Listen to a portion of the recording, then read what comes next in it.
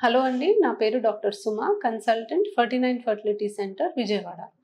Sperm analyser machine అంటే ఏంటి? ఇది దేనికి ఉపయోగపడుతుంది? సో, సంతానలేమి సమస్య ఉన్నప్పుడు మగవాళ్ళలో చేసే మొదటి టెస్ట్ సీమెన్ అనాలిసిస్ అంటే వీర్య కణాల పరీక్ష.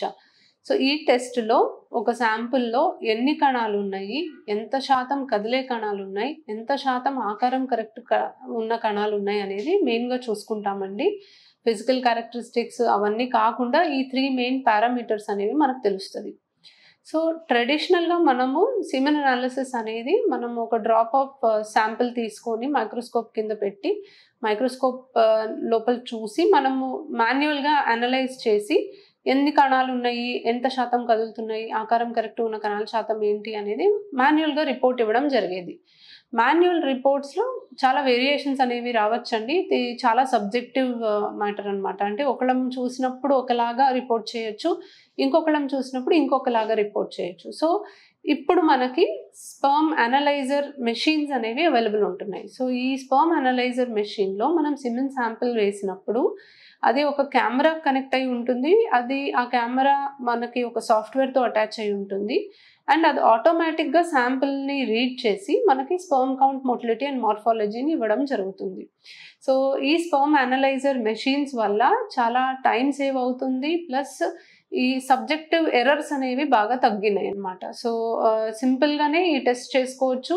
జస్ట్ ఒక డ్రాప్ ఆఫ్ శాంపిల్ మనం అనలైజర్‌లో వేస్తే మనకి రిపోర్ట్ వచ్చేయడం జరుగుతుంది. అండ్ ఈ స్పర్మ్ అనలైజర్ మెషిన్స్ ఇప్పుడు ఇంకా అడ్వాన్స్ అయ్యి మనం ఇంట్లోనే హోమ్ స్పర్మ్ అనాలిసిస్ కిట్స్ అనేవి కూడా వస్తున్నాయి. సో, జస్ట్ మీరు ఆ స్పర్మ్ అనలైజర్ కిట్‌ని తెచ్చుకొని ఇంట్లో కూడా మీరు ఒక డ్రాప్ ఆఫ్ సెమెన్ శాంపిల్ దాంట్లో వేసి మీకు రిపోర్ట్ జనరేట్ చేయడానికి కూడా ఛాన్సెస్ ఉన్నాయి. సో, ఇది చాలా టైం సేవ్ చేస్తుంది. మీరు హాస్పిటల్‌కి వచ్చి మీరు చూపించుకోవాల్సిన అవసరం కూడా ఉండకపోవచ్చు.